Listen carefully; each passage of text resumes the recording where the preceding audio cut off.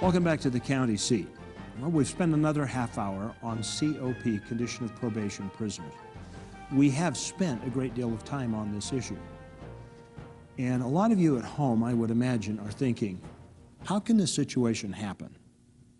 How could we get to a point where a critical service to protect our communities and do a fair service to people who have gone astray, we have a chance of rehabilitating, we have judges who are willing to take the extra effort to make it happen, to put them in a county facility, and have a legislature who refuses to fund it? It becomes a simple issue. From my perspective, on a personal level, this does not represent any of the sheriffs or the guests of the show. This is my perspective.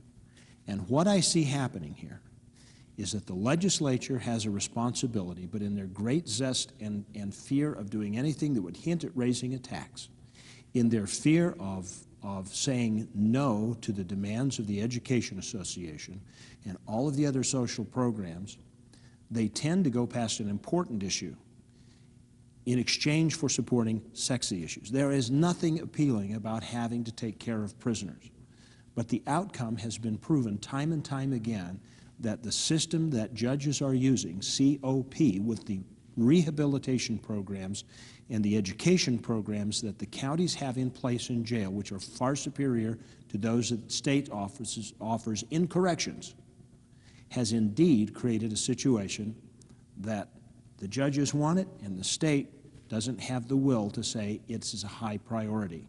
And then they say to themselves, I believe also, well, we don't have to.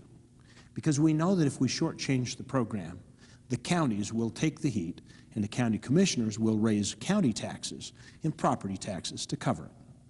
The question is it fair?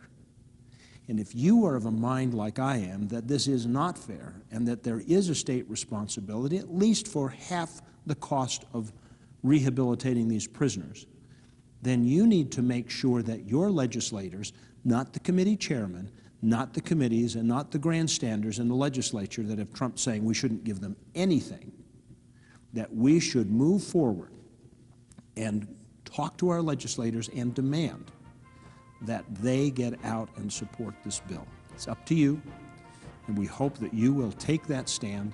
Contact your legislators, and if you need help on finding out how to do it, go to our website, thecountyseat.tv.